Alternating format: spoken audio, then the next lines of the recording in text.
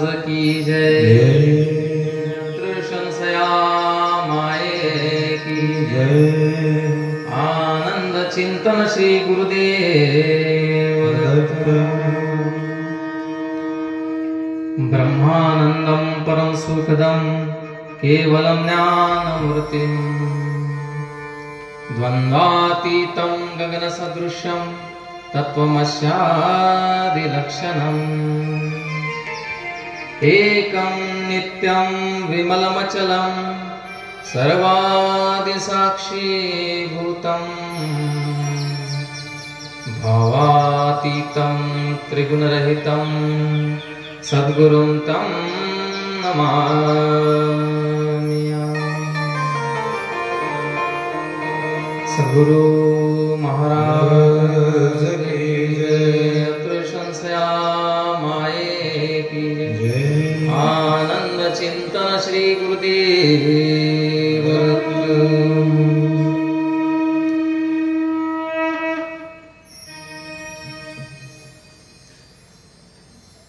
संगीतमय दत्तकथा ज्ञानयज्ञ अखंड आनंद दत्त नाम सप्ताह सोहळा आणि या सोहळ्याच्या माध्यमातून संगीतमय अशा प्रकारची दत्तकथा आणि आपल्या कळंब नगरीमध्ये पहिल्यांदाच अशा प्रकारच्या भव्य दिव्य आणि सुंदर अशा प्रकारच्या दत्तकथेचं आयोजन इथे करण्यात आलेलं आहे।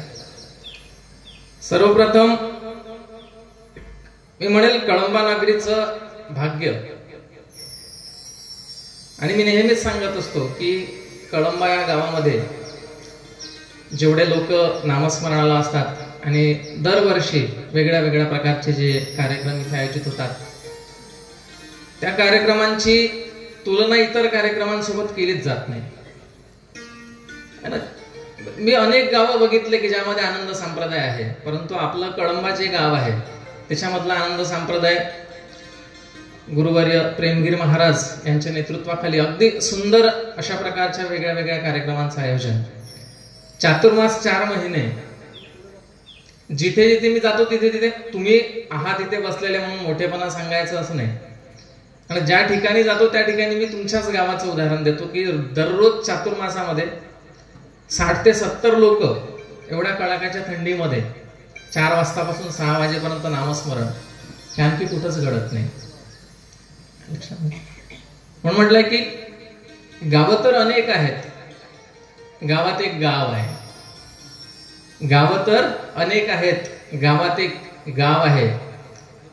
साऱ्या भारतात ज्याला वाव आहे, दत्तप्रभूवरती भाव आहे, आणि कळंबा त्याचं नाव आहे, कळंबा त्याचं नाव आहे।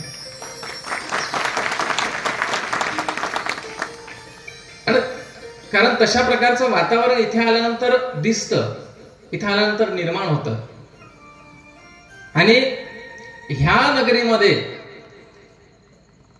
गुरुवर्य प्रेमगीर महाराज ह्यांच्यासारख्या संताचं अस्तित्व असणं ही त्या गावासाठी खरोखर भाग्याची गोष्ट असते। कारण साधू लोक संत लोक जे आहेत ते तसेच मिळत नाहीत। मोक्ष सिद्धांतामध्ये म्हटलंय की साधू मिळे भाग्यानुसार, अभाग्याशी कैसा दातार, आणि सुकृता वाचले साचार, संत संग घडेना। काय म्हटलंय? साधू मिळे भाग्यानुसार, भाग्यानुसारच साधू तुम्हाला आपल्याला लाभत असतो, आणि अभाग्याशी कैसा दातार, जर आपण अभागी असू तर आपल्याला दातार, दातार म्हणजे देणारा, आणि सर्वात मोठा देणारा कोण आहे? दत्त, दत्त म्हणजे देणार, मोक्षाचे भांडार, तोडी मायेचा व्यापार, पूर्ण पद दाविगा। दत्त महाराज कोण आहेत? दाते आहेत, देणारे आहेत, आणि ते काय देतात तर सर्वात मोठं दान देतात। ते दान कुठलं आहे? मोक्षाचं दान, आणि तोडी मायेचा व्यापार आणि पूर्ण पद प्राप्त करून देण्याचं जे सामर्थ्य आहे ते फक्त दत्त महाराजांमध्ये आहे। बाकी मोक्षाचं दान देण्याचं सामर्थ्य कुणाच मध्ये नाही, कुठल्याच देवी देवतांमध्ये नाही आहे ना। तर अशा प्रकारे गुरुवर्य आदरणीय प्रेमगीर महाराज आपल्या या नगरीमध्ये आहेत, अस्तित्वाला आहेत। ते खरोखर त्या गावाचं भाग्य नव्हे, गावाचं, तालुक्याचं, जिल्ह्याचं, पूर्ण भारतभूमीचं हे भाग्य आहे। कारण भारतभूमीला आपण साधू संतांचा देश म्हणतो आणि त्याचा प्रत्यय आपल्याला वारंवार इथे प्रेमगिरी महाराज यांच्या सानिध्यामध्ये लावत असतो. त्यानंतर ही जी संगीतमय दत्तकथा आहे, ह्या दत्तकथेचं आयोजन पहिल्याच वेळी आपल्या गावामध्ये होत आहे आणि रेखाताई सुरोशे ह्या यवतमाळहून आपल्या इथे आलेल्या आहेत आणि महाराजांच्या माध्यमातूनच त्यांचं इथे येणं झालं आणि त्यांची आवड, त्यांची तळमळ आनंद संप्रदायाविषयीची ही मी स्वतः बघितलेली आहे आणि त्या तळमळीच्या माध्यमातूनच त्यांच्या डोक्यामध्ये कल्पना आली की आपण दत्तकथा सुरू करावी. आणि मला वाटतं आता याच्या आधी पण त्यांनी दत्तकथा केलेल्या आहेत. आपल्या गावामध्ये प्रथमच अशा प्रकारच्या सुंदर संगीतमय कथेचं आयोजन करण्यात आलेलं आहे. त्यानंतर कुठलाही कार्यक्रम म्हटला आणि त्यामध्ये फार मोठं नियोजन लागत असतं. आणि आता हा जो सप्ताह आपल्या इथे आहे, या सप्ताहामध्ये फक्त कथा करणारेच नाही तर त्या कथेला साथ देणारे जे लोक आहेत, वाद्यवृंद असतील, त्यानंतर ही माईक सिस्टीम असेल, ह्या सगळ्या लोकांची भूमिका फार महत्वाची असते. ह्या सगळ्या लोकांचं मी इथे मनपूर्वक अभिनंदन करेल. त्यानंतर अकोला आपल्यापासून फार दूर अंतरावर आहे, पण तिथून देखील ही व्हिडिओ शूटिंग काढण्यासाठी आपले अंकुश भाऊ दातकर हे इथे जातीने हजर झालेत आणि त्यांचं युट्यूबवरती चॅनल आहे, देवदत्त चॅनल म्हणून. त्याच्यावर आपल्या आनंद संप्रदायाविषयीचे जेवढे काही कार्यक्रम आहेत तेवढे जास्तीत जास्त कार्यक्रम कव्हर करण्याचा ते प्रयत्न करत असतात आणि त्यामुळे जे लोक घरी बसलेले आहेत ते इथे येऊ शकत नाही अशा प्रकारच्या कार्यक्रमाला, त्यांना देखील एक प्रकारची संधी मिळते आणि त्यातून या कार्यक्रमांचा ते घर बसल्या लाभ घेऊ शकतात. अशा प्रकारे इतरही जे सगळे लोक हे सगळं मॅनेजमेंट करण्यामध्ये, नियोजन करण्यामध्ये जे आहेत, व्यस्त आहेत, त्या सगळ्या लोकांचं देखील अभिनंदन. आणि सर्वात शेवटी आपण श्रोते वर्ग, कारण श्रोते आहेत म्हणूनच वक्ता असतो. वक्ता आहे म्हणून श्रोते नसतात, आहे ना. एखादा व्यक्ती खूप ज्ञानी असेल, विद्वान असेल, तो सांगण्यासाठी उत्सुक असेल, पण ऐकण्यासाठी जर कोणी नसेल तर तो सांगेल कुणाला, आहे ना. त्यामुळे श्रोते सज्जन जे इथे उपस्थित आहेत त्या सगळ्यांचे मी परत अभिनंदन करतो. आणि आज आपल्या या कथेचा पहिलाच दिवस आणि पहिल्या दिवशी महाराजांनी म्हटलं की महाराज तुमचं प्रवचन आपल्याला पहिल्या दिवशी घ्यायचं आहे. तर मी माझं भाग्य समजेल की महाराजांनी माझी आजच्या पहिल्या दिवसाच्या प्रवचनासाठी निवड केली आणि मला ही संधी दिली इथे येण्याची आणि तुमच्यासोबत 4 शब्द बोलण्याची. तर एकंदरीत हे सगळं जे काही नियोजन आयोजन इथे होत आहे, त्या सगळ्या नियोजन आयोजना करण्यामध्ये जे काही लोक आहेत त्या सगळ्यांचं अभिनंदन करतो आणि प्रवचनाला मी सुरुवात करतो. आता प्रवचन करणं आणि त्यासाठी कुठला तरी विषय निवडणं ही फार किचकट गोष्ट असते आणि नेहमीच बरेचदा, आता इतरांचं मला माहिती नाही पण माझ्यासोबत असं होतं की मी डोक्यामध्ये जो विषय ठरवून आलो हे आपल्याला सांगायचं आहे ते तिथे कधीच सांगितलं जात नाही. इथे आल्यानंतर, इथे बसल्यानंतर जे जे तो परमेश्वर, ते दत्त महाराज जे जे काही आपल्याकडून बोलवून घेतात त्या पद्धतीने आपण बोलत असतो. तर माझ्या बुद्धीप्रमाणे जे काही मला रुचेल पटेल ते सांगण्याचा मी तुम्हाला प्रयत्न करतो.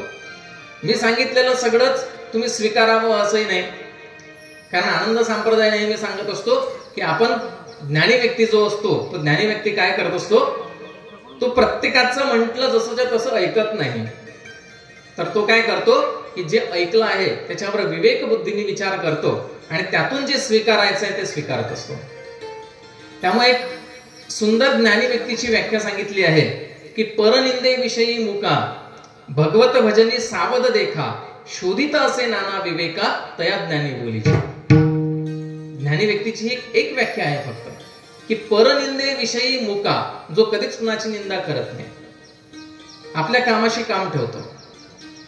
भगवत भजनी सावध देखा, त्या भगवंताच्या भजनामध्ये जो नेहमी सावध असतो, नेहमी तत्पर असतो, आणि शोधित असे नाना विवेका, जो विवेक बुद्धीचा वापर करत असतो कुठलीही गोष्ट स्वीकारण्याच्या आधी, त्याला ज्ञानी म्हटलं पाहिजे, है ना. तर ह्या भगवंताच्या भजनामध्ये जो नेहमी रत असतो अशा प्रकारचा जो व्यक्ती आहे त्याला काय म्हटलंय, ज्ञानी म्हटलेलं आहे, है ना. मग या भगवंताच्या भजनामध्ये रत कसं राहावं.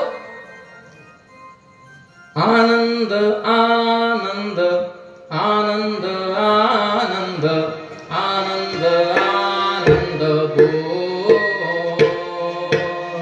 आनंद आनंद आनंद आनंद आनंद आनंद गो,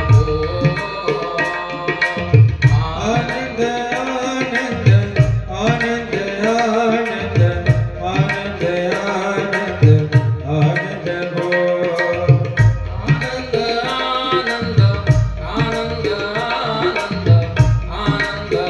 आनंद गो, आनंद आनंद आनंद आनंद आनंद आनंद गो, आनंद आनंद आनंद आनंद आनंद आनंद गो, आनंद आनंद हो, आनंद आनंद हो, आनंद आनंद आनंद गो,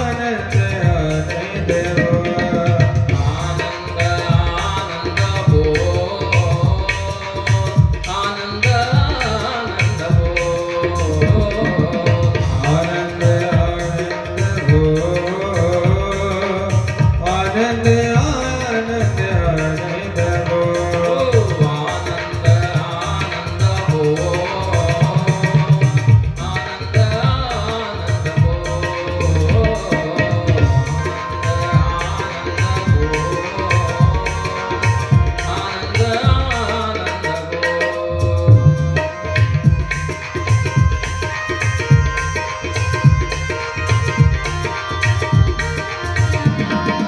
आनंद हो, आनंद आनंद हो, आनंद आनंद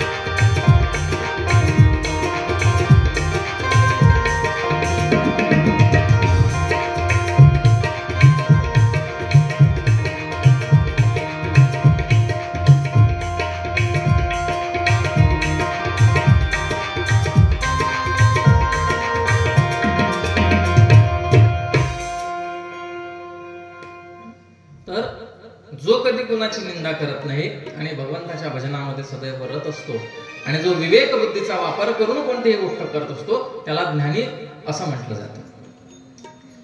बरोबर. मग आता आपण जे काही इथे आज प्रवचनाचा जो विषय आहे तो विषय माझा काही ठरलेला नाहीये. एक सुभाषित आहे छोटस, ते सुभाषित येता येता मी डोक्यामध्ये घेतलं आणि त्याच्यावरती आज आपल्याला बोलायचं असं मी ठरवलं. तर ते सुभाषित असं आहे की येशाम न विद्या न तपो न दानम ज्ञानम न शीलम न गुणो न धर्म ते मर्त्य लोक भुवी भारभूता मनुष्य रूपेन मृगशरंती. अशा प्रकारचा एक संस्कृत श्लोक आहे की आपण नरदेहामध्ये जेव्हा येतो, बरोबर, ह्या नरदेहामध्ये आल्यानंतर आपण काय केलं पाहिजे आणि आपल्याला जर जीवाचा उद्धार करून घ्यायचा असेल तर आपण कशा प्रकारे राहिलो पाहिजे, कशा प्रकारचं वागलं पाहिजे आणि कशा प्रकारे त्या भगवंताची भक्ती केली पाहिजे, है ना. आणि हा नरदेह जो आहे, हा नरदेह आपल्याला केव्हा प्राप्त होतो, बहुत जन्माच्या शेवटी होय नरदेहाची भेटी. केव्हा, बहुत जन्माच्या शेवटी, अनेक जन्म गेल्यानंतर होय नरदेहाची भेटी, मग आपल्याला नरदेह प्राप्त होतो. किती 184 योनी फिरावं लागतं असं म्हटलंय, बरं ना. शास्त्रामध्ये सांगितलंय की 184 योनी फिरल्यानंतर कुठे अवचित लाभला नरदेहाचा वारा. हा नरदेह आपल्याला मिळतो आणि हा नरदेह मिळाल्यानंतर मग आपण काय केलं पाहिजे की बहुत जन्माच्या शेवटी होय नरदेहाची भेटी आणि येथे परमार्थाची तुटी पडून द्यावी. इथे आल्यानंतर जर आपण परमार्थाला जर आपण वेळ देत नसू तर मग आपल्या नरदेहामध्ये येण्याचं काही उपयोग नाही आहे, है ना. हा देह जो आहे, नरजन्म जो आहे, तो आपल्याला मिळाला कशासाठी आहे, तो मिळाला आहे आपल्याला भक्ती करण्यासाठी, तो मिळाला आपल्याला नामस्मरण करण्यासाठी. है ना. आणि हा नरदेह एकदा निघून गेला की मग आपल्याला चान्स आहे का? मग कोणत्या योनीमध्ये तुम्ही नामस्मरण करणार? कारण आपण कुणी बघितलंय का की एखादं गाढव आहे ते नामस्मरण करून राहिलं, एखादं कुत्रा आहे ते नामस्मरण करून राहिलं? नाही. ह्याच मनुष्य जन्मामध्ये आपल्याला नामस्मरण करता येतं, त्या परमेश्वराची भक्ती करता येते. आणि हा जन्म एकदा निघून गेला म्हणजे सगळं काही संपलं, मग आपण काहीच नाही करू शकत. है ना. त्यामुळे जेवढा वेळ आपल्याकडे आहे तो वेळ आपण सदुपयोग. कुणाही मिळणार नाही जीवे रे मानसा, पहिले तू माणूस बन रे मानसा, पहिले तू माणूस बन. कुणाही मिळणार नाही जीवे, कुणाही मिळणार नाही जीवे रे मानसा, पहिले तू माणूस बन रे मानसा, पहिले तू माणूस बन रे मानसा, पहिले तू माणूस बन. अगदी ज्याला चपखल बसणारं उदाहरण म्हणतो तशा प्रकारचा दृष्टांत त्यांनी घेतलाय. तुम्ही आनंद संप्रदायात आहे का हो? नसली तरी आता येतील. कारण आनंद संप्रदायाचाच हाच बेस आहे बरं का, की तुम्ही त्या परमेश्वराला कुठे शोधताय. शोधीशी मानवा रावडी मंदिरी आणि नांदतो देव हा आपुल्या अंतरी. पहिले आपल्याला माणूस बनावा लागेल आणि माणसामध्ये आपल्याला देव शोधावा लागेल. म्हणून राष्ट्रसंत गाडगे महाराजांना म्हणतात ना, माणसात देव शोधणारा संत. आणि हा परमेश्वर कुठे आहे? आणि त्याला शास्त्रामध्ये शोधा, पुराणांमध्ये शोधा, वेदांमध्ये शोधा, मंदिरामध्ये शोधा, तीर्थामध्ये शोधा, तो कुठेच सापडणार नाही. ज्या ठिकाणी तो आहे तिथे आपण त्याला शोधत नाही. तो कुठे आहे? नांदतो देव हा आपुल्या अंतरी. आपल्या अंतःकरणामध्येच देव आहे आणि आपला जीव जो आहे तोच तो परमेश्वर आहे. हे आनंद संप्रदायाचं हा आनंद संप्रदायाचा पाया आहे. आणि अगदी तोच दृष्टांत त्यांनी सांगितला है ना. म्हणजे जर कोणी नवीन असेल तर त्याला असं वाटत असेल की हे लोक महाराजांच्या सोबतचे आहेत आणि यांनी पहिले प्लॅनिंग करून ठेवलेलं आहे की मी हे म्हटलं की तुम्ही हे म्हणायचं है ना. असू दे. तर आजचा जो आपला विषय आहे तो त्याच पद्धतीचा आहे की हा मानव जन्म आपल्याला जर मिळाला आहे तर या मानव जन्मामध्ये आपण काय केलं पाहिजे. आणि तुम्हाला एक महत्वाची गोष्ट सांगतो. आपण सगळे जे जीव बसलो आहेत ना इथे, जे सगळे लोक बसलो आहेत ना, हे आपण सगळे त्या देवी देवतांपेक्षाही श्रेष्ठ आहोत, त्यांच्यापेक्षाही श्रेष्ठ आहोत. कारण हा नरजन्म आपल्याला मिळालेला आहे आणि हाच नरजन्म मिळवण्यासाठी त्या देवी देवता ज्या आहेत त्या देवी देवता तरसतात अक्षरशः. त्या म्हणतात की आम्हाला देखील मानव जन्म मिळाला पाहिजे, परंतु त्यांना मिळत नाही. का बरं मिळत नाही? कारण ते कर्माच्या बंधनामध्ये फसलेले आहेत. लक्षामध्ये मोक्ष प्राप्तीचा जो अधिकार आहे, मोक्ष प्राप्तीची जी साधना आहे ती फक्त आपणच करू शकतो. ती संधी जी आहे ती संधी आपल्यालाच आहे, फक्त देवी देवतांना नाही आहे. म्हणून एका ठिकाणी म्हटलं आहे की काय सांगू भक्तोत्तमा मनुष्य देहीचा महिमा. लक्षात घ्या, काय सांगू भक्तोत्तमा मनुष्य देहीचा महिमा.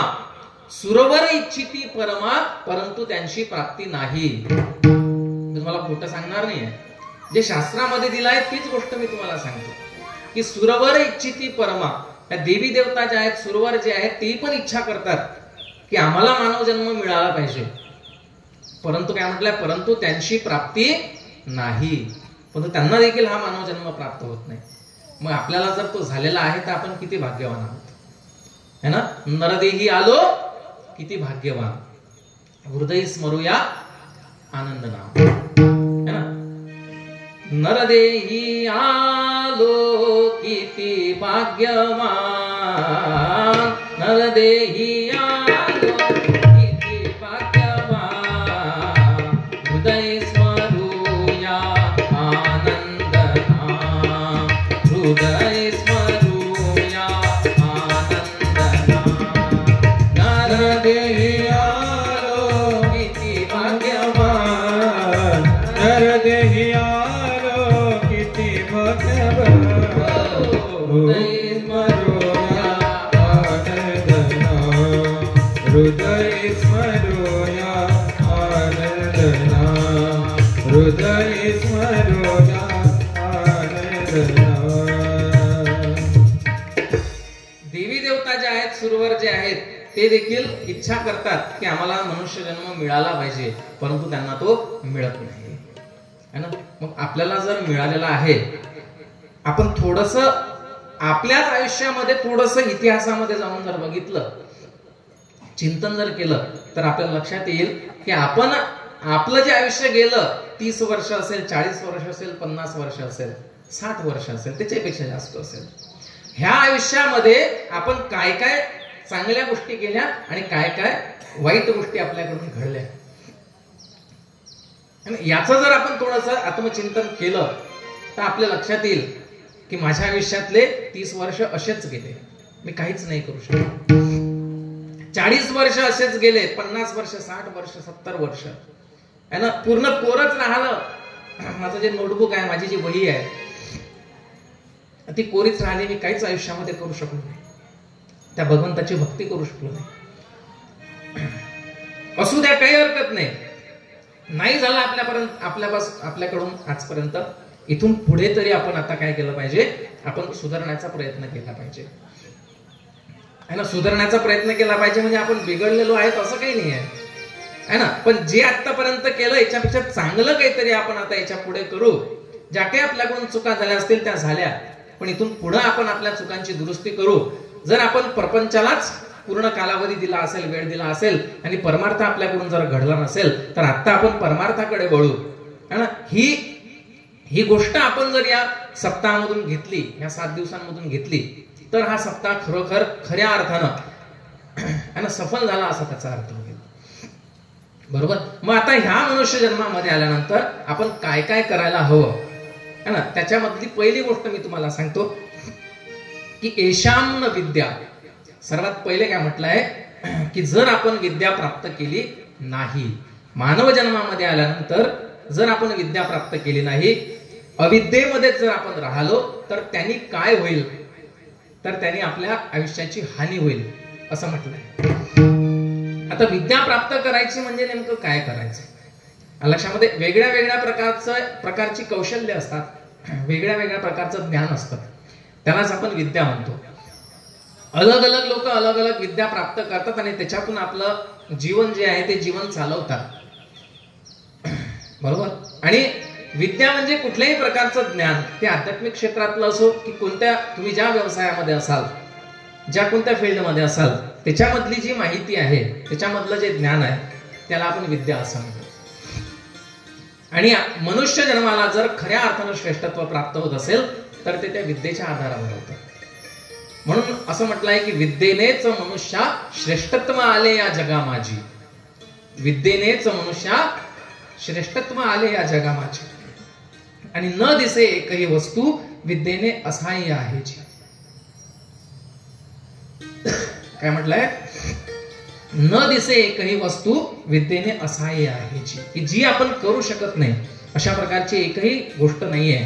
जर आपल्याकडे विद्या असेल, जर आपल्याकडे ज्ञान असेल, तर आपण काय करू शकतो, असाध्य गोष्ट देखील साध्य करू शकतो. आणि तुकाराम महाराजांनी म्हटलंय ना, असाध्य ते साध्य करिता सायास, आणि कारण अभ्यास तुका म्हणे.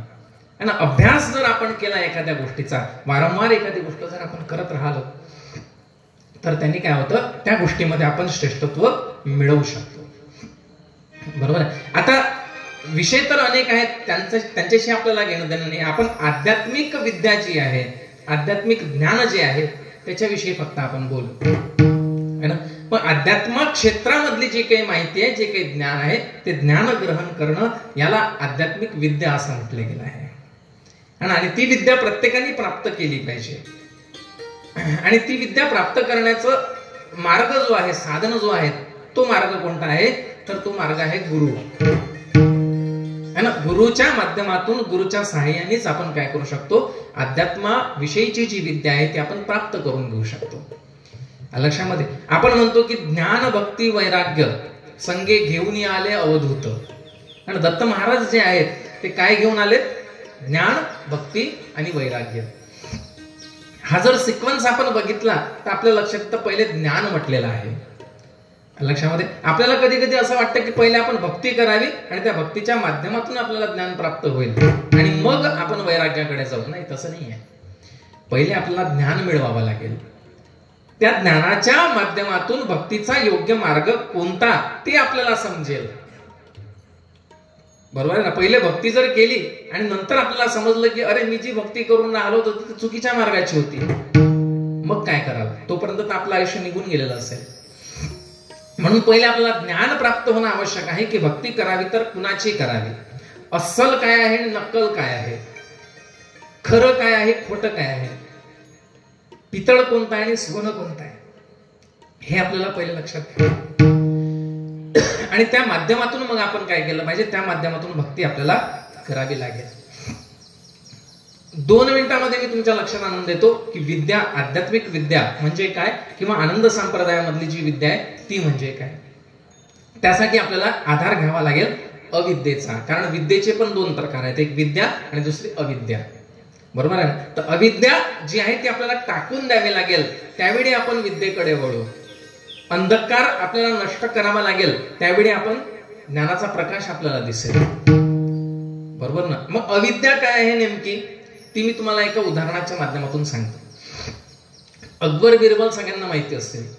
एकदा अकबराचा दरबार भरलेला होता आणि बिरबलाला बोलवलं गेलं. अकबराच्या मनामध्ये एक प्रश्न आला की विद्या काय असेल आणि अविद्या काय असेल. मग अनेकांना विचारलं त्यांनी, कुणाला आपल्या आपल्या मताने त्यांनी उत्तरं दिली की ही विद्या आहे, ही अविद्या आहे वगैरे. मग बिरबलाला बोलवलं. बिरबला इकडे सांग बरं, विद्या काय आणि अविद्या काय. बिरबल म्हणतो की मला या प्रश्नाचं उत्तर देण्यासाठी थोडा वेळ लागेल, 1-2 दिवस लागतील, लगेच मी काही उत्तर देऊ शकत नाही. बिरबल फार विद्वान होता, तुम्हाला सगळ्यांना माहिती असेल. त्याच्या आधी मी तुम्हाला बिरबलाची थोडीशी एक गोष्ट सांगतो, ती क्षणभरामध्ये, आणि त्या गोष्टीकडे आपण परतो.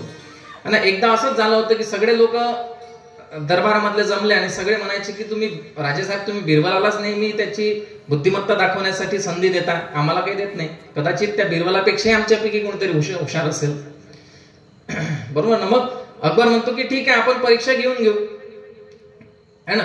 अकबर काय करतो, एक रेष ओढतो, अशी खडूनी एक रेष ओढतो आणि म्हणतो या रेषेला तुम्हाला स्पर्श न करता, हिला स्पर्श न करता लहान करून दाखवायचा. पुसायचं नाही, स्पर्श नाही करायचा, काहीच नाही. हिला तुम्हाला लहान करून दाखवायचा. आता सगळे विचार करायला लागले की हिला धक्काही लावायचा नाही, पुसायचं नाही, काहीच नाही करायचं, स्पर्श नाही करायचा या रेषेला, मग ही लहान होईल कशी काय. सगळे विचार करत बसले आणि राजा म्हणतो, अकबर म्हणतो की हा आहे का कोणी तुमच्यापैकी या रेषेला लहान करून दाखवणारा, न पुसता न स्पर्श करता. सगळे म्हणतात नाही, न पुसता कसं काय करता येईल. मग बिरबला काय रे, जमतं का तुला. तो म्हणतो हो, हे काय अगदी सोपं आहे. म्हणतो करून दाखव बरं. लगेच बिरबल येतो, खडू घेतो आणि ती जी रेष ओढलेली असते त्या रेषेच्या खाली एक लंबी रेष ओढून देतो. लक्षात आलं तुमच्या. ती जी रेष ओढलेली आहे तिला स्पर्श नाही केलं, पुसलंही नाही, काहीच नाही. तिच्या खाली एक पहिल्या रेषेपेक्षा थोडीशी लांब रेष ओढतो. आता ही खालची रेष लांब झाली म्हणजे वरची काय झाली, आपोआप छोटी झाली की नाही. अशा प्रकारे हा बिरबल जो आहे तो फार बुद्धिमान असतो. हा बिरबल काय म्हणतो, मी तुम्हाला 2-3 दिवसात उत्तर देतो की विद्या काय आहे आणि अविद्या काय आहे. मग हा बिरबल काय करतो, एका चांबाराकडे जातो आणि त्याला म्हणतो तू एक जोडा शिवून दे मला. म्हणजे 2 पायातले 2 जोडे असतात तसे. आणि तो जोडा शिवताना तुला काय करायचं आहे, त्याला हिरे माणिक मोती लावायचे आहेत आणि त्याची शिलाई जी करायची आहे ती सोन्याच्या धाग्याने करायची, 2 जोड्यांची. मग तो करून देतो त्याला तसं. आणि हा बिरबल काय करतो, तो जोडा घेतो, एक जोडा त्याच्यामधला स्वतःजवळ ठेवतो आणि दुसरा जोडा, आता तो अकबर राजा आहे म्हणजे तो मुस्लिम आहे, त्याच्या मस्जिदीमध्ये जाऊन तो जोडा टाकून देतो. रात्रीच्या वेळी जातो मस्जिदीमध्ये टाकून देतो आणि घरी चालला येतो. मग दुसऱ्या दिवशी सगळे लोक तिथे येतात नमाज पढायला वगैरे आणि दर्शन घ्यायला, आणि त्यांना तो जोडा तिथे दिसतो. आणि मग त्यातला एक जण काय म्हणतो की रात्री तर मी येऊन गेलो गड्यात, रात्री तर हा जोडा नव्हता, आता हा रात्रीतून कसा काय आला? मग हा त्या देवानेच वरून आपल्या इथे टाकलेला आहे. हा काहीतरी दैवी अशा प्रकारचा जोडा आहे. लगेच तो त्याच्या पाया लागतो, सगळे लोक पाया लागायला लागतात है ना. हळूहळू काय होतं, राजाला अकबराला माहिती पडतं की हा सोन्याचा जोडा आहे बा, कुठून आला, काय वरून आकाशातून आलाय की काय म्हणून. मग अकबर म्हणतो की नाही नाही, हा जोडा तिकडे मस्जिदीमध्ये नाही पाहिजे, आपल्या दरबारामध्ये असला पाहिजे. आता राजा आहे तो, त्यांनी म्हटल्याबरोबर तो जोडा आणला गेला तिथे आणि मस्जिदीमध्ये अगदी त्यांचा जो दरबार असतो त्याच्या मधोमध ठेवला गेला आणि सगळे जो आला तो त्याला पाया लागायला लागला, जो आला तो पाया लागायला लागला है ना. अकबरही तसंच करत होता, अकबराने डोक्याला लावला, तो ठेवला तिथे है ना. मग तिकडे बिरबल येतो आणि बिरबल बघतो तो जोडा ठेवलेला असतो तिथे आणि तो राजाला म्हणतो, राजेसाहेब हे काय सुरू आहे, हा कोणता नवीन देव आणला?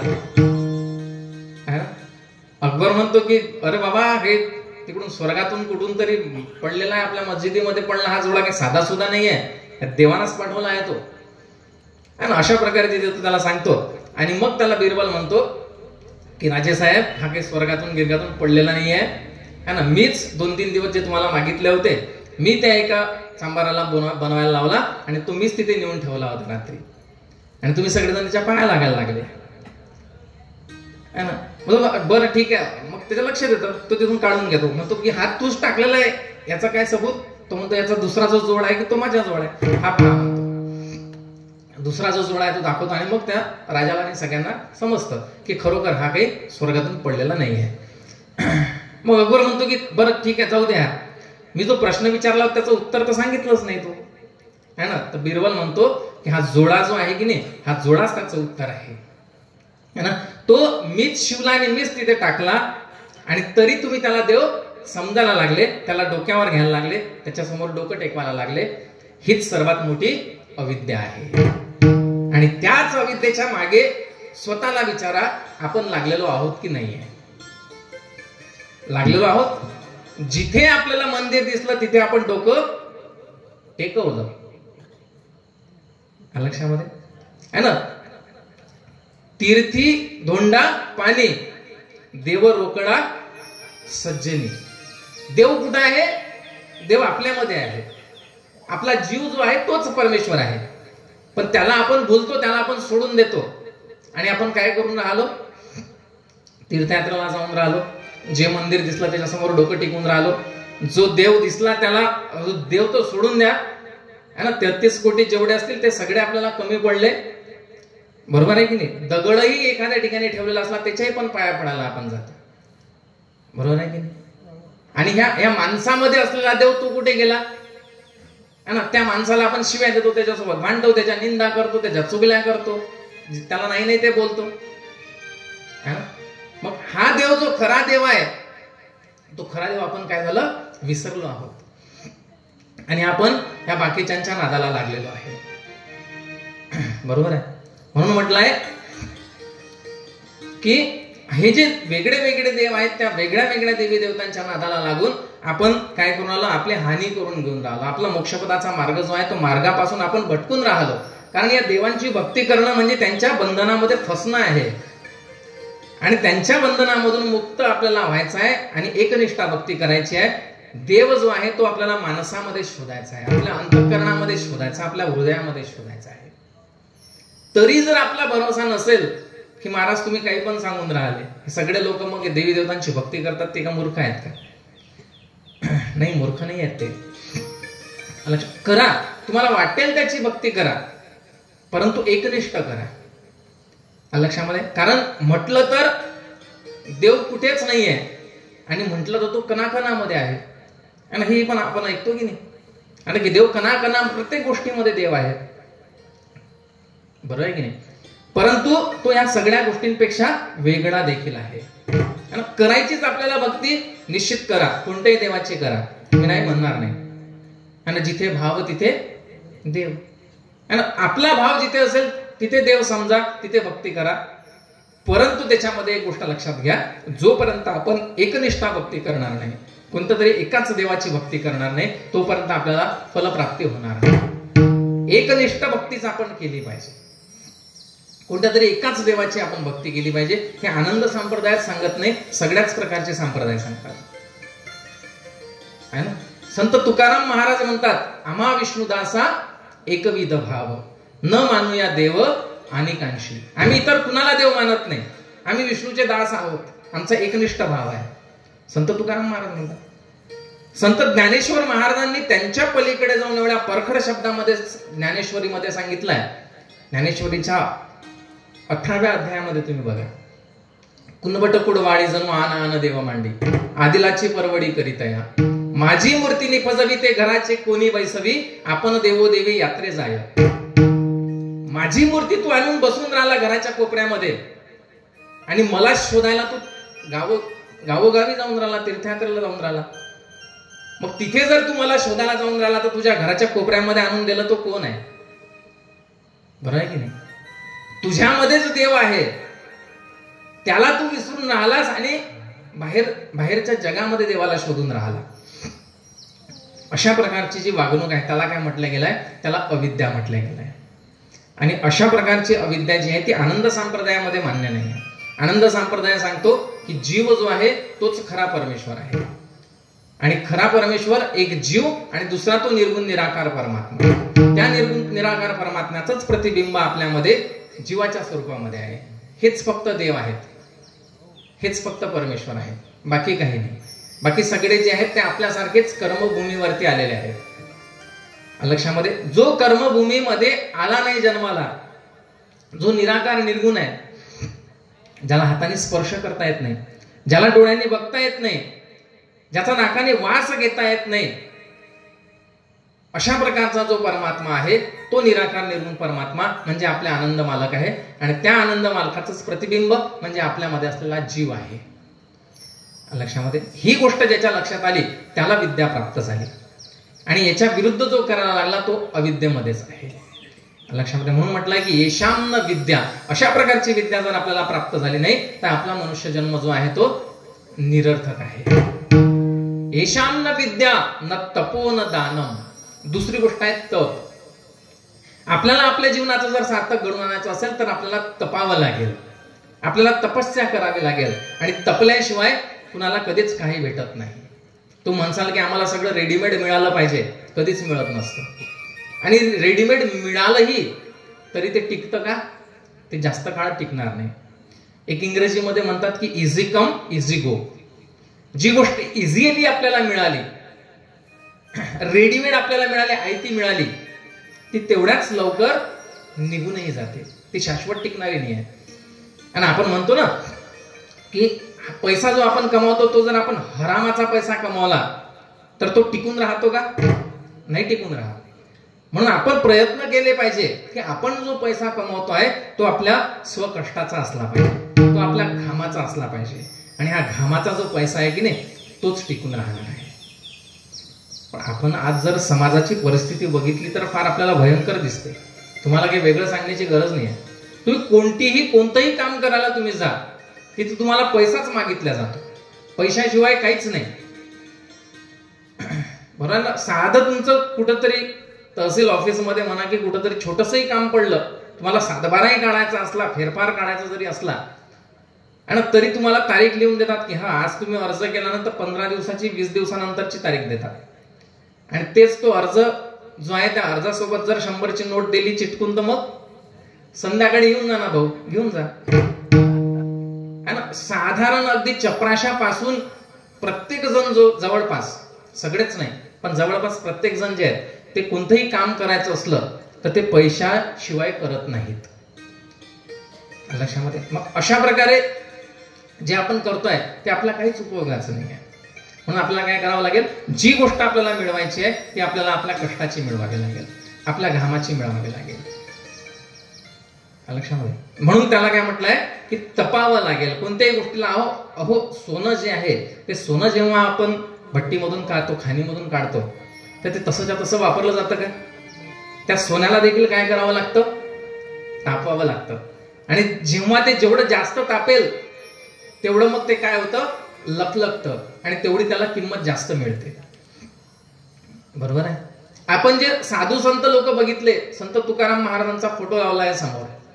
ह्या तुकाराम महाराजांचं तुम्ही आयुष्य घ्या, त्यांनी किती कष्ट त्यांना आयुष्यामध्ये सहन करावा लागेल. संत ज्ञानेश्वर महाराजांचं पण तुम्ही जीवन चरित्र बघा, बरोबर ना. त्यांना देखील खूप कष्ट घ्यावे लागलेत, तापावं लागलं, आणि मग कुठं ते त्या पदाला पोहोचले आहे ना. तेव्हा कुठं ते संत ज्ञानेश्वर महाराज झाले, तेव्हा कुठं ते संत एकनाथ महाराज झाले, तेव्हा कुठं संत तुकाराम महाराज झाले, बरोबर. काय म्हटलं जातं, टाकीचे घाव सोसल्याशिवाय दगडाला देवपण येत नाही है ना. टाकीचे घाव त्याला सोसावेच लागतील, तेव्हाच कुठं त्याला देव म्हणून आपण त्याच्या पाया पडू, तोपर्यंत नाही. लक्षामध्ये एवढंच काय, ह्या तर फार दूरच्या गोष्टी झाल्या. तुम्ही प्रेमगिरी महाराजांचं जर आजपर्यंत जर तुम्ही आयुष्य बघितलं तर त्यांच्या आयुष्यामध्येही किती संघर्ष त्यांना करावा लागला हे तुम्हाला सगळ्यांना माहिती असेल माझ्यापेक्षा है ना. आज हे जेवढं काही आपल्याला वैभव इथे दिसून राहिलं सगळं ते असंच उभारलं गेलं का आपण? नाही.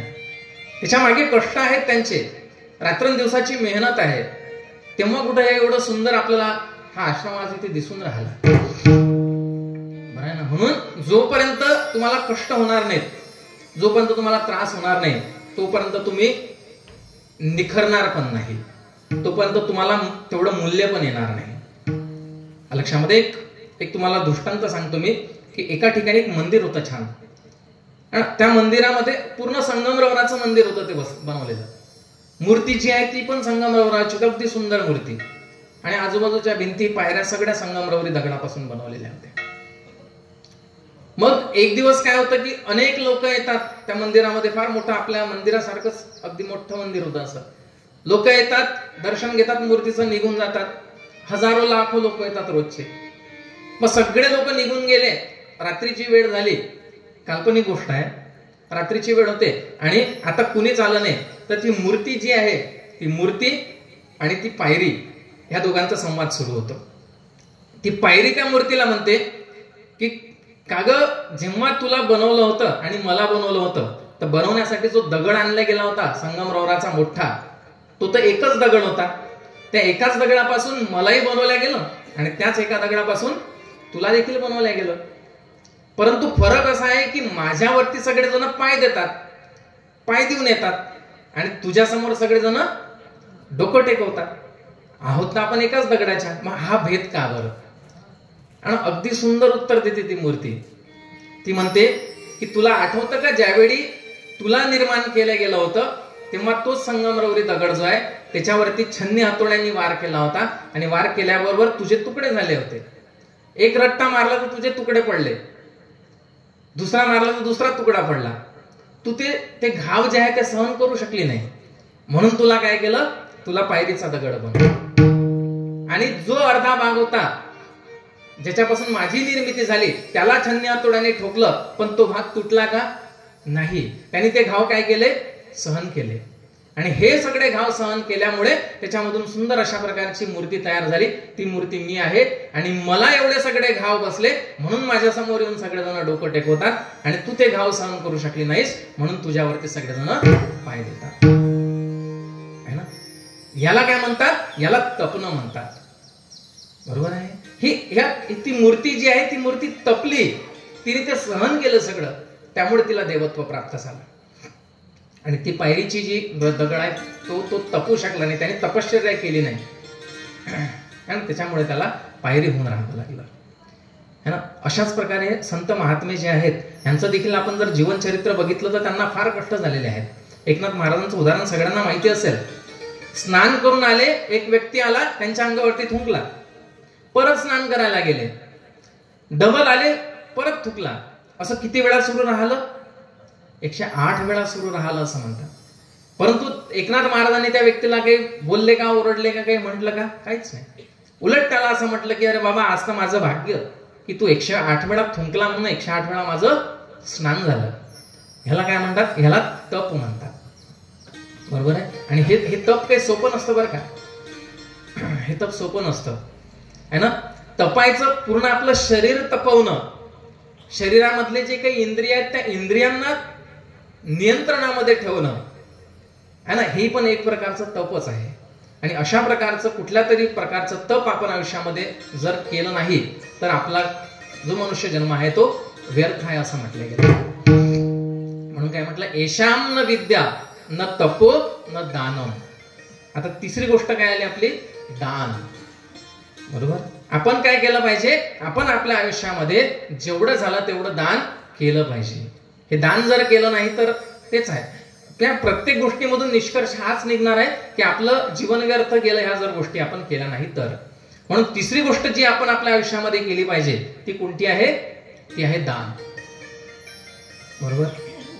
आता दान केव्हा करावं किंवा कसं करावं हे मी तुम्हाला सांगतो है ना.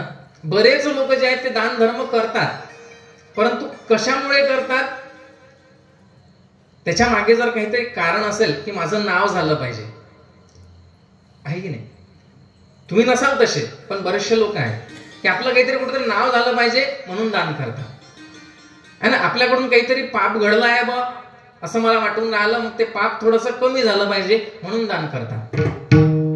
बरं आहे की नाही. काहीतरी आपल्याला, आपण भगवंताच्या कार्यामध्ये पडलो तर भगवंत आपल्याला सहाय्य करेल, मदत करेल, ह्या अपेक्षेने काही लोक दान करतात लक्षामध्ये. पण जे निष्कामपणे दान केलं जातं त्याला खरं दान म्हटलं जातं है ना. की निष्कामपणे बस मला माझी इच्छा झाली की इथे काहीतरी चांगलं सुरू आहे आणि ह्या चांगल्यामध्ये माझा सहभाग असला पाहिजे, ह्या उद्देशाने जर दान करत असो आपण तर ते दान चांगल्या प्रकारचं दान म्हटलं जाईल. आणि असं म्हणतात की दान जे आपण करतो ते या हाताने केलं तर या हाताला कळू नये, आणि ज्याला आपण गुप्तदान म्हणतो की या हाताने जर केलं तर याही हाताला कळलं नाही पाहिजे है ना. माझ्यासारख्याने जर दान केलं तर मी 4 वेळा सांगतो की तिथं पावती मांडली आपण 1001ची. आम्ही दान केलं म्हणून एवढं मोठं झालं हे मंदिर, नाही तर कुठं झालं असतं. आता प्रेमगिरी महाराजांनी एकट्याने काय केलं असतं, आहे की नाही. हो, तुम्ही दिल्याने काहीच होत नाही आहे ना. आणि प्रेमगिरी महाराज काय करतील, त्यांना तो परमेश्वर काय बुद्धी देईल आणि कुठून ताकद देईल ते कुणाला कळणारही नाही है ना. जसा तो स्वर्गातून जोळा पडला होता की नाही, तसे स्वर्गातून पैसे पडतील इथं, आणि रात्रीतून प्रेमगिरी महाराज काय करतील इथे आपल्या डोक्याच्या बाहेरची गोष्ट आहे. त्यामुळे कुणामुळे काहीच होत नसतं आणि कुणामुळे काही राहतही नसतं.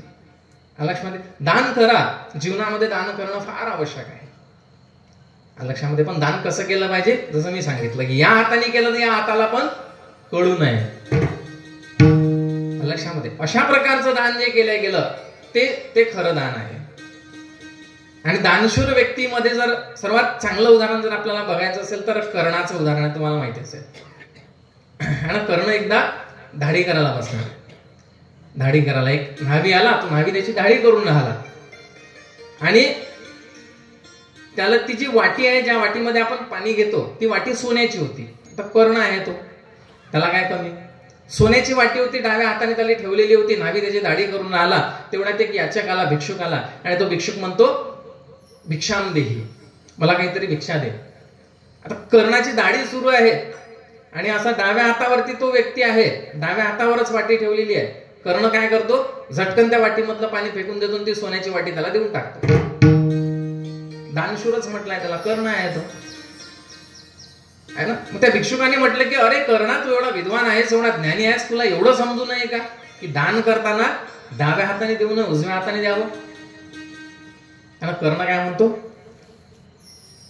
मी डाव्या हातातली वाटी उजव्या हातात घेपर्यंत जर माझा मृत्यू झाला तर मला दानशूर म्हटलं जाईल का, नाही लक्षामध्ये. म्हणून माझी क्षणाचाही भरोसा नाही की मी आता जिवंत आहे तर दुसऱ्या क्षणाला असेल की नाही. मग त्याची वाट कशाला बघायची, म्हणून पटकन मी डाव्या हातानेच वाटी देऊन टाकली लक्षामध्ये. दान दिलं एकदा की नंतर त्या दानाकडे माणसाने ढुंकून पण बघू नये है ना. ते काहीतरी मन आहे ना, ब्राह्मणाला दिली गाय, आहे की नाही. आता तसं कधीच करू नये. दिलं ना, मग आता तो ब्राह्मणाला गाय जर दिली, त्या ब्राह्मणाने तिला चांगलं चांगलं खाऊ घातलं, ढेप लावली, चांगलं गवत दिलं आणि चांगली ती गाय सुधरली तरी ठीक आहे, आणि त्याने त्याला उपाशी ठेवलं त्या गायला, उपाशी रावरो मरून गेली तरी आपल्याला तिचं घेणं देणं नसावं. तो त्याचा पाहत बसेल, कारण आपण दान दिलेलं आहे. आता तो काही करो, त्याच्याशी आपल्याला घेणं देणं नसावं. दान केलं म्हणजे संपलं. आपली ती वस्तू राहिली नाही, अशा प्रकारे दान केलं पाहिजे. आणि धर्माचे जे 7 लोचन आहेत त्याच्यामधलं देखील एक लोचन जे आहे ते दान म्हटलं आहे, कारण दान तेवढं महत्वाचं आहे. लक्षामध्ये आपण काय दान करू शकतो? सांगा बरं, तुम्ही काय दान करू शकता हो कुणाला? जी वस्तू तुमची नाहीये ती दान करू शकता का? तुम्हाला म्हटलं की समय जी आहे इथे, ही समय मला दान पाहिजे तुमच्याकडून बसलेल्यांपैकी, कोण देऊ शकतं मला दान? ती देऊ शकतं का कोणी? नाही देऊ शकत. का बरं नाही देऊ शकत? कारण ती तुमची नाहीच आहे. माझ्याकडे जी वस्तू, माझी जी वस्तू आहे तीच मी दान करू शकेल की नाही? मग आपलं आहे काय सांगा आता? आपण म्हणतो मी तिथे वर्गणी पाडली, मी ते दान केलं, मी शेत दान केलं, मी जागा दान केली, मी गाय दान केली. आणि ती तुमची होती का? कुठून आणली होती? येताना आणलं होतं का सोबत? है ना? येताना काही तू आणलेस का? जाताना काही तू नेशील का? आणि नको अभिमान धरू भल्या माणसा. है ना? की कशाचा अभिमान करावा? आपलं आहेच नाही काही, है ना? तेरा तुझको अर्पण क्या लागे मेरा. तुझंच सगळं काही आहे, तेच तुला मी देऊन राहिलो, माझं थोडी ना काही आहे. बरं आहे की नाही? मग आपली अशी वस्तू कोणती आहे?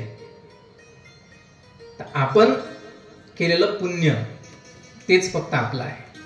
आपण केलेले चांगले कर्म तेच फक्त आपले आहेत.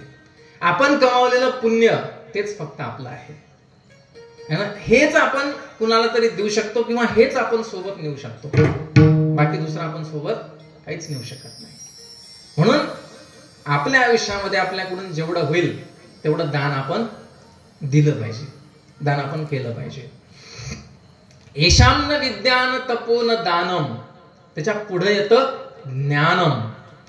ह्या मनुष्याच्या जन्मामध्ये आल्यानंतर आपण ज्ञान मिळवलं पाहिजे,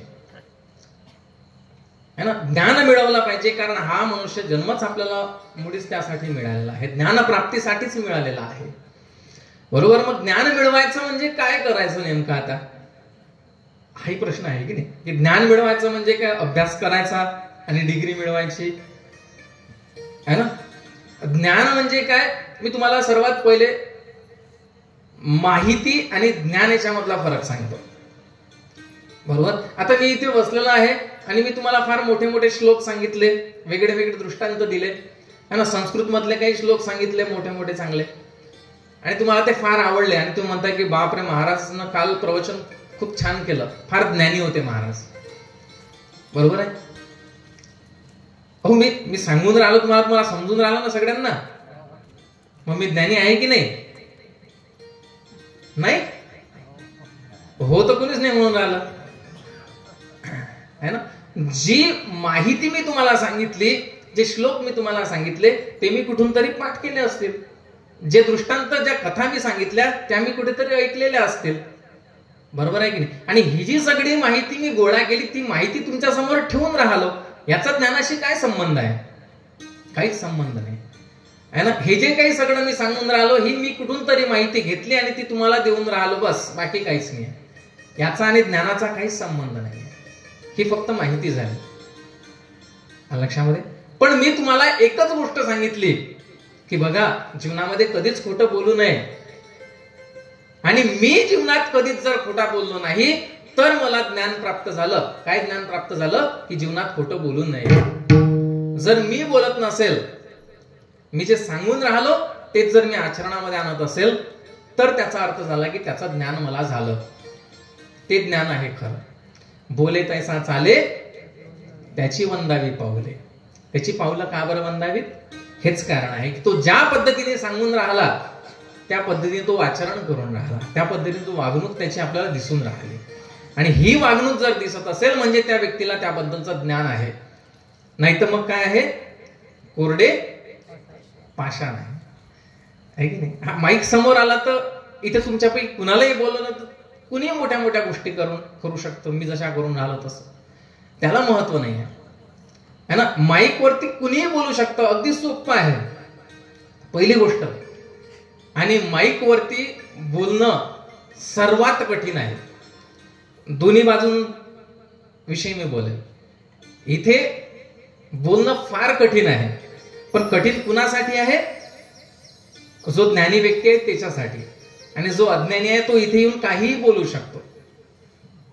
लक्षामध्ये, कारण जो ज्ञानी आहे त्याला माहित आहे मी जे बोलेल ते माझ्या आचरणामध्ये पहिले मला आणावं लागेल, उतरावं लागेल. लक्षामध्ये, ते जर माझ्या आचरणामध्ये नसेल आणि मी याच्यावरून सांगून राहिलो तर त्यासाठी फार मोठी हिंमत लागेल. बरं आहे की नाही? मी जर तुम्हाला म्हटलं की बघा चहा घेऊ नये, चहा घेणं चांगलं नसतं है ना, आयुष्यामध्ये कधीच चहा घेऊ नका, असं मी तुम्हाला सांगून राहिलो, आणि इकडे शेगावला जाता आता एका हॉटेल दिसली, त्या हॉटेलवरती मी चहा घेताना जर तुम्हाला दिसलो, तुम्ही जाऊन राहिले होते गाडीने आणि दिसलो चहा घेताना, तुम्ही काय म्हणसाल? अरे महाराज तर काल प्रवचनामध्ये सांगितलं चहा घेऊन, आणि महाराज स्वतः चहा घेऊन राहिले, आहे की नाही? म्हणजे आचरणामध्ये ती गोष्ट आपल्याला पहिले आणावी लागेल. आचरणामध्ये जी गोष्ट आली तीच जर आपल्या वाणीमध्ये असेल तर त्या व्यक्तीला ज्ञानी म्हणता येतं. नाही तर मग काय आहे? नाही तर कोरडं पाषाण आहे, नाही तर फक्त इतरांना सांगतात ज्ञान आणि आपले कोरडे पाषाण, तशा प्रकारची अवस्था होते. बरोबर आहे? मग आता ज्ञानी म्हणजे काय नेमकं? मी तुम्हाला एक व्याख्या सांगितली होती, दुसरी व्याख्या सांगतो आणखी.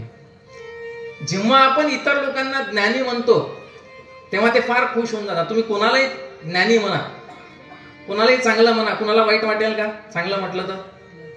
नाही. कालच एका ठिकाणी मी चर्चा करून आलो होतो, आणि त्या चर्चेमध्ये काय झालं की मी एका व्यक्तीला म्हटलं की हे जग जे आहे ते सत्यावरती टिकून आहे, सत्यावरती टिकून आहे. बरोबर आहे की नाही? जग सत्यावरतीच टिकून आहे की नाही जे काही आहे ते, ना? सत्य संपलं म्हणजे जग संपलं. तो व्यक्ती मला सांगून राहिला, मी म्हटलं की गड्या तू जे म्हणाला ते बरोबर आहे, पण मला याच्यामध्ये 100% सत्यता काही वाटत नाही. माझं म्हणणं असं आहे की हे जग सत्यावरती टिकून नाही, हे जग असत्यावरती टिकून आहे. पटतं का तुम्हाला? सांगा. हे जग असत्यावरती टिकून आहे, असत्य आहे, खोटेपणा आहे, म्हणून सगळं व्यवस्थित सुरू आहे. जर प्रत्येक जण सत्य बोलायला लागला की नाही तर सगळं हे बंद होऊन जाणार आहे, जग राहणारच नाही, टिकणारच नाही. मला जर माहिती आहे की अंकुश भाऊ खोटे बोलतात, मी कुठंतरी बघितलं की ते खोटे बोलून आले होते आणि त्यांना म्हटलं काय अंकुश भाऊ तुम्ही खोटे आहे, खोटारडा आहेस तू, तर ते काय करतील? ते म्हणतील का हो हो महाराज बरोबर आहे तुमचं म्हणणं, आणि येऊन माझ्या पाया पडतील का? नाही. मी उदाहरण सांगून राहिलो फक्त त्यांचं. ही प्रत्येकाची गोष्ट आहे. जसं तुमचं वागणूक आहे, जशा प्रकारचा तुमचा स्वभाव आहे, ते जर कुणी तुमच्या तोंडावर म्हटलं ना तर तुम्हाला कधीच पटणार नाही. तुम्ही त्या व्यक्तीचा रागच करसाल. खरं आहे की खोटं आहे मला सांगा?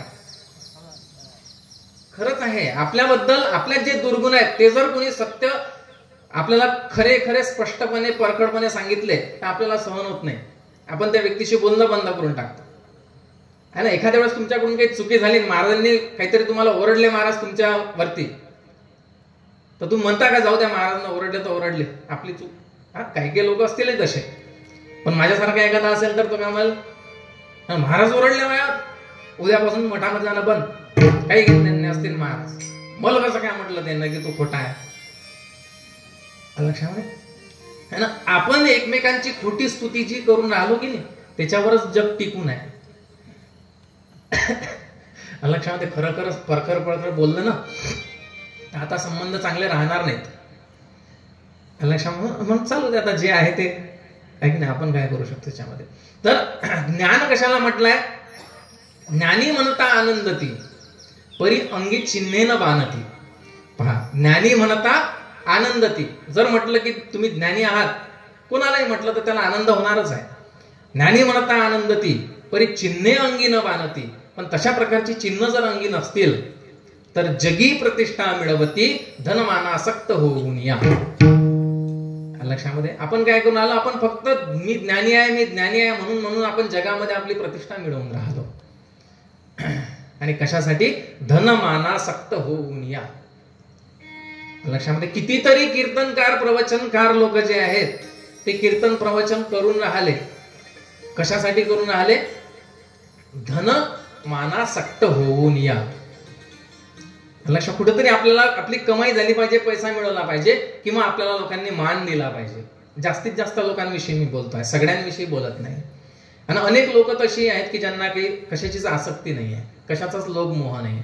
फक्त लोकांना कळलं पाहिजे, लोकांना खरं ज्ञान झालं पाहिजे, याच्यासाठी प्रयत्न करणारे पण लोक आहेत लक्षामध्ये.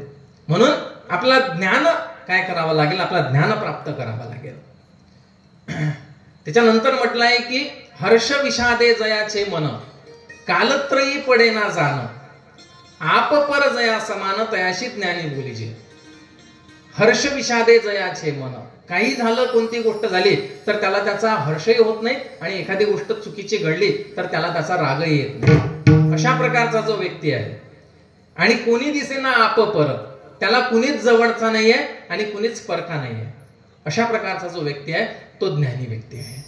आणि तशा प्रकारचं ज्ञान आपण प्राप्त करण्याचा प्रयत्न केला पाहिजे आहे ना. की काही झालं त्याला काय म्हटलं गेलाय, स्थितप्रज्ञ म्हटलं गेलाय. ऐकलाय का तुम्ही शब्द स्थितप्रज्ञ? म्हणजे प्रत्येक परिस्थितीमध्ये सारखं असणे. तुम्हाला एक उदाहरण सांगतो. एकदा गौतम बुद्ध एका ठिकाणी जंगलामध्ये बसलेले होते, तपश्चर्या करत होते, आणि तिकडून एक व्यक्ती आला. त्या व्यक्तीने बघितलं की कोणीतरी एक साधू आहे आणि तो डोळे लावून बसलेला आहे, ध्यान करून राहिला. लक्षामध्ये माझ्यासारखा थोडा गावरान शब्द सांगतो, अवकाली तुम्ही ऐकलेला असेल, बरेच जण अवकाली आहेत आपल्यापैकी. तशा प्रकारचा एक अवकाली व्यक्ती होता. तो त्यांनी बघितलं की गौतम बुद्ध ध्यानावस्थेमध्ये आहेत, साधनेमध्ये डोळे बंद करून बसलेले आहेत.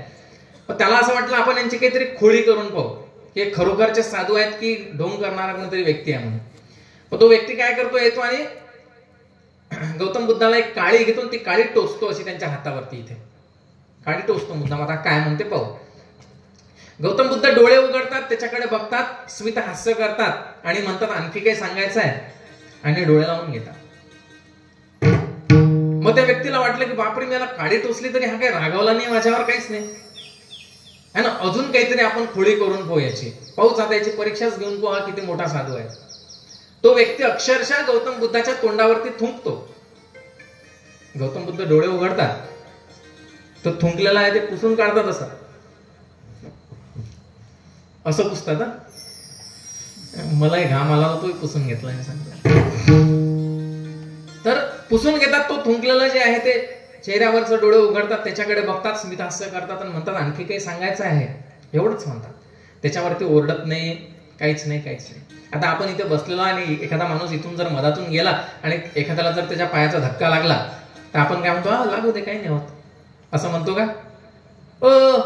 कुठं पाहून राहिला, जरा पाहून तर चाल, दिसून नाही राहिलं का, एवढं तरी म्हणतोच. पण गौतम बुद्धांनी काहीच नाही म्हटलं, अगदी बिलकुल स्मित हास्यच आहे, आणि म्हटलं आणखी काय सांगायचं आहे, आणि मग डोळे लावून घेतलेत. आता तो व्यक्ती घाबरला.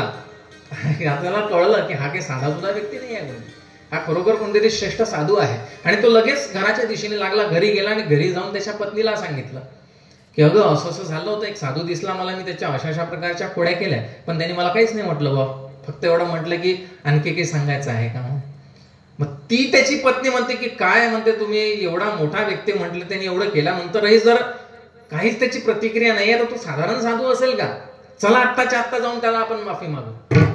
लगेच दोघं जण धावत धावत जातात आणि जिथे गौतम बुद्ध बसलेले होते त्या ठिकाणी जातात, त्यांच्या चरणावरती बिलकुल साष्टांग दंडवत घालतात आणि त्यांना माफी मागायला लागतात. माफी मागितली, गौतम बुद्ध डोळे उघडतात, त्यांच्याकडे बघतात, स्मित हास्य देतात आणि म्हणतात आणखी काही सांगायचं आहे, बस. ह्याला काय म्हणतात, ह्याला म्हणतात स्थितप्रज्ञ व्यक्ती. हर्ष विषादे जयाचे मन, कालत्रयी पडे ना जाण, है ना. आता पहिले त्यांनी चुकी केली तेव्हाही काही प्रतिक्रिया नाही, आता माफी मागायला गेले तर आताही काही प्रतिक्रिया नाही आहे.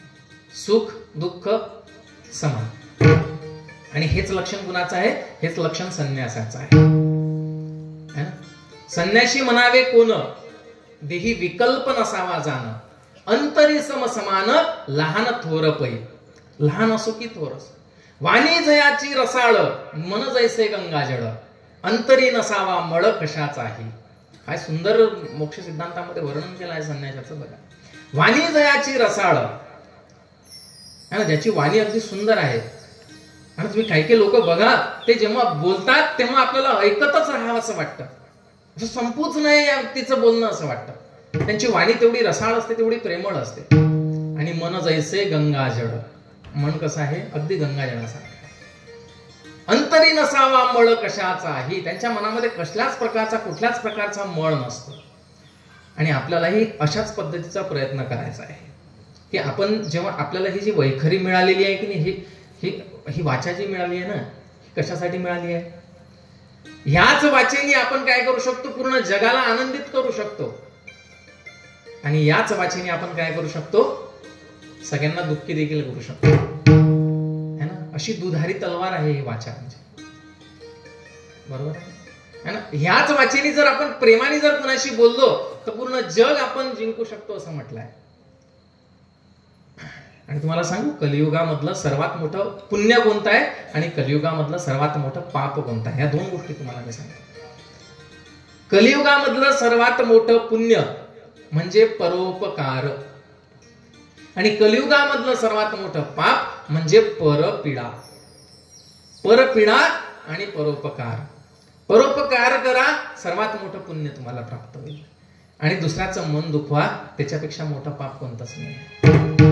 कोणाचं तरी मन आपल्याकडून दुखवलं गेलं ना, त्यांनी जेवढं पाप होईल तेवढं मोठं पाप कोणतंच नाही. नहीं चाहिए दिल दुखाना किसी का, नहीं चाहिए दिल दुखाना किसी का, नहीं चाहिए दिल दुखाना किसी का.